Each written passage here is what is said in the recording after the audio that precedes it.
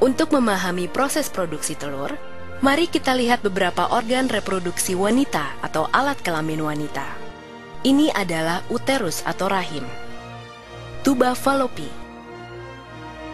ovarium atau indung telur, vagina atau mulut rahim. Mari kita perbesar ovarium untuk melihat perkembangan telur. Kita bisa melihat dalam ovarium di sebelah kiri, gambar berwarna ungu adalah sel telur yang sedang berkembang.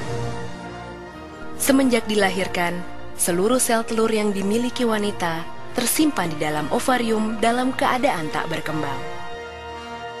Sebulan sekali, perintah hormonal dari otak memerintahkan ovarium untuk memproduksi folikel, di mana folikel yang dominan akan melepaskan sel telur dewasa untuk pembuahan. Lihat folikel yang berkembang dalam ovarium ini. Folikel adalah kumpulan sel yang mengelilingi telur dan menyuburkannya.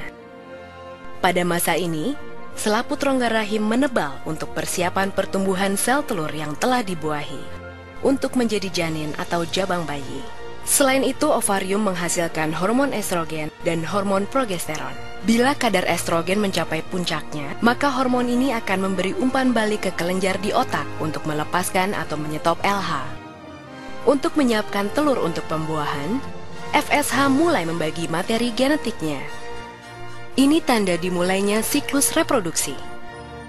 Folikel kemudian melepaskan hormon estrogen yang membuat lapisan uterus dapat menerima telur yang telah dibuahi.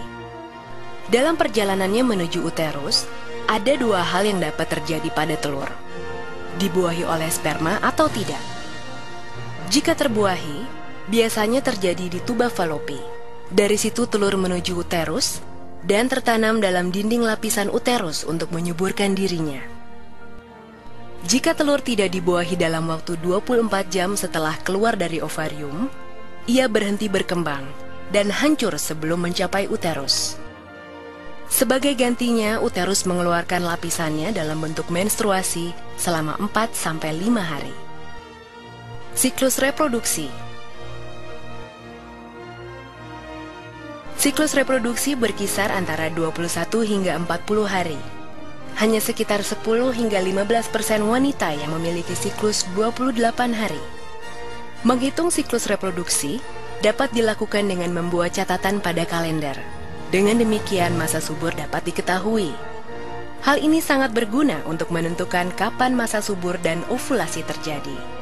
Setiap bulan pada hari kelima siklus reproduksi, selaput rongga rahim mulai tumbuh dan menebal, sebagai persiapan terhadap kemungkinan terjadinya kehamilan.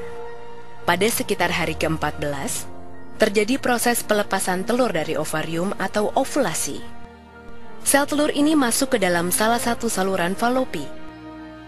Dan jika saat ini ada sperma yang masuk, maka terjadilah pembuahan.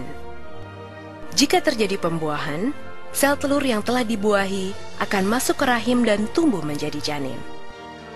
Pada sekitar hari ke-28, jika tidak terjadi pembuahan, lapisan rongga rahim meluruh dan terjadi siklus menstruasi berikutnya. Pembuahan.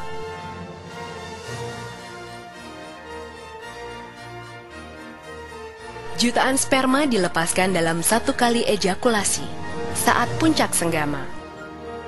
Setelah dipancarkan ke dalam mulut rahim, sel sperma bergerak ke dalam rongga rahim dan saluran telur untuk mencapai sel telur yang matang dan siap dibuahi.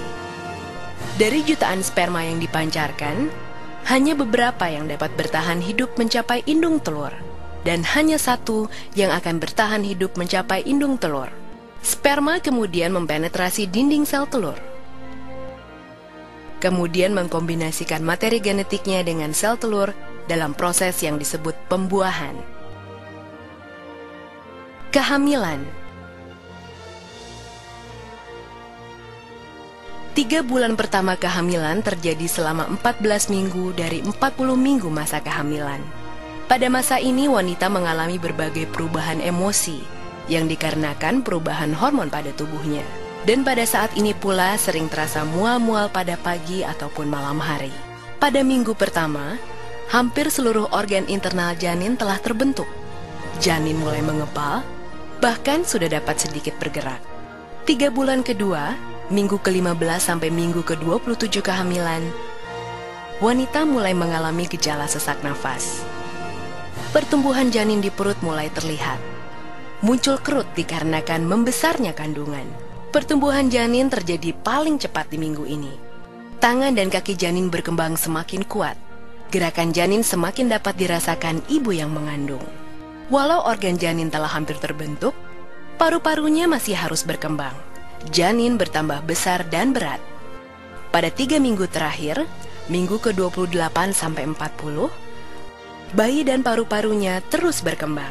Sulit bagi wanita menemukan posisi yang nyaman, baik saat tidur ataupun terbangun pada usia kehamilan ini. Pada akhir minggu ke-40, bayi terdorong ke bawah. Hal ini merupakan tanda persalinan akan dimulai.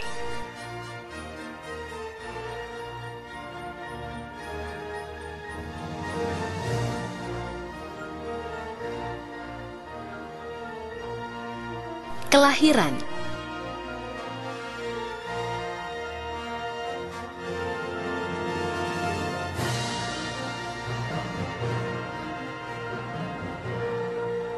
Ketika pembukaan mencapai 10 cm, terjadi dorongan, tanda persalinan akan dimulai.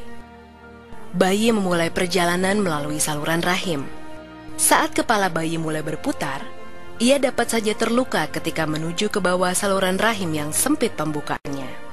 Tulang kepala bayi memiliki ruang yang bernama fontanel, yang membuat kepala bayi memanjang dan cukup untuk keluar melalui saluran rahim.